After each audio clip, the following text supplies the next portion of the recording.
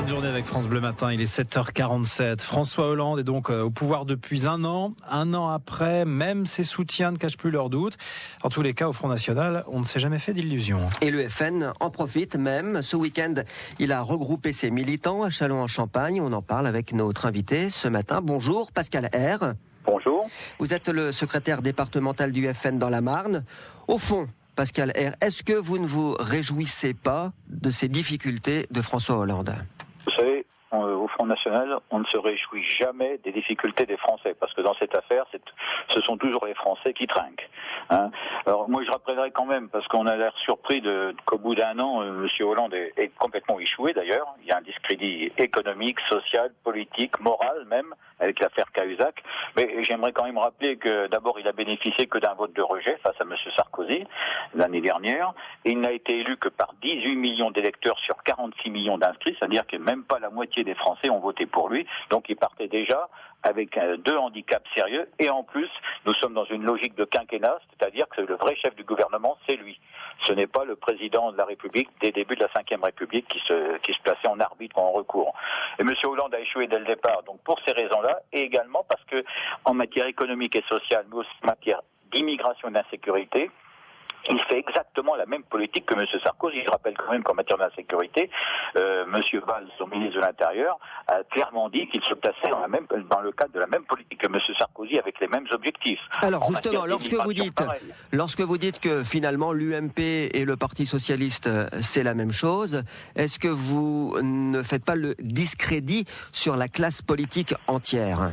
Écoutez, je crois que ça a été reconnu officiellement par un ancien ministre de M. Sarkozy, que l'UMP et le PS étaient la même chose, puisque M. Benoît Apparu, qui est député UMP, a clairement appelé à une union nationale, sans les extrêmes bien sûr, UMP, PS, avec 10 ministres par exemple PS, 10 ministres UMP. Donc l'UMP elle-même, par la voix d'un de ses ténors, reconnaît que l'UMPS existe bien, donc l'UMPS dont on parle depuis des années au Front National, même politique, économique et sociale également, qui accepte le pacte budgétaire, l'austérité imposée par Bruxelles. Eh bien, tout ça, c'est l'échec complet de la politique de M. Hollande. C'est la même politique que M. Sarkozy. Et M. Hollande est également un homme du passé, comme la gauche d'ailleurs. Marine Le Pen, elle, c'est une femme d'avenir. En tous les cas, elle arriverait deuxième s'il y avait aujourd'hui une élection présidentielle. Ce sondage, ça booste les militants ?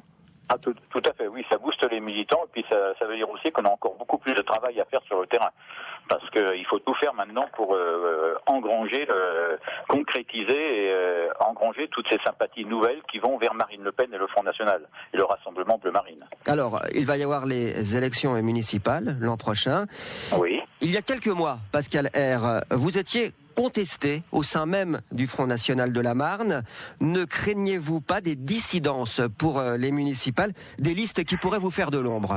Non, c'est pas parce qu'il y a deux trois personnes aigries qui contestent, comme dans toute association d'ailleurs. On a bien vu nous quand on a fait venir M. Philippot, il n'y avait aucune contestation.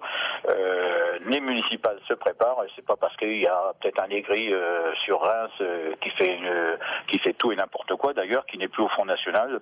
Ne nous inquiétons pas, c'est la même personne qui n'a pas été capable la dernière fois au municipal de faire une liste. Il a fallu l'intervention de la tête de liste pour avoir la moitié des personnes en plus. Donc moi je m'inquiète pas, nous notre objectif, on regarde pas ce qui se passe à côté, on regarde l'objectif principal, avoir un maximum de listes, un maximum d'élus. Vous-même Pascal R, vous êtes donc candidat à Châlons, vous allez conduire cette liste. Pourquoi Châlons et pas Vitry-le-François, où vous vous étiez déjà présenté pour les législatives et les cantonales ?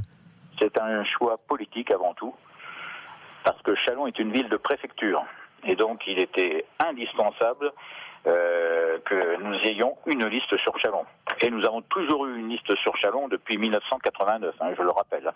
Ce sont les directives de Marine Le Pen.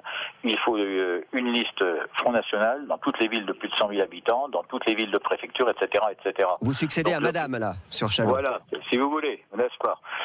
Comme le dirait, c'est la monarchie démocratique, n'est-ce pas ? Non, mais l'objectif, c'est de gagner, avoir un maximum d'élus à Châlons pour faire bouger les choses, surtout face à Monsieur Benoît Apparu, parce qu'on sait très bien qu'après Bruno Bourboc, c'est Monsieur Apparu qui est certainement... Ça, c'est votre pronostic ? Disons que ce sont les bruits qui courent, j'en sais rien, je suis pas Madame Irma, mais moi l'objectif c'est de montrer que la gauche ou la droite que ce soit au niveau national ou à Châlons, c'est exactement la même chose. C'est pour ça que nous préparons cette liste. D'ailleurs, je peux vous dire aujourd'hui qu'il me manque encore une dizaine de personnes au maximum. La liste est en bonne voie de constitution, comme elle l'est également à Reims, comme elle l'est à Fagnières à côté de Châlons, comme elle le sera à Épernay. C'était ma question, justement. On en est où à Épernay? Bon, c'est fait pour Reims, c'est fait pour Fagnières, c'est fait pour Châlons. Voilà, Épernay. À Épernay, nous aurons également... Il y avait des dissidents là-bas à Épernay? Non, il n'y a jamais eu de dissidents. C'est pas parce qu'il y a des gens qui sont pas toujours contents qu'il y a des dissidents. Il n'y a aucun dissident à Épernay. J'aimerais bien que vous me disiez qui est dissident. Tout ce que je sais, moi, c'est que la commission d'investiture va investir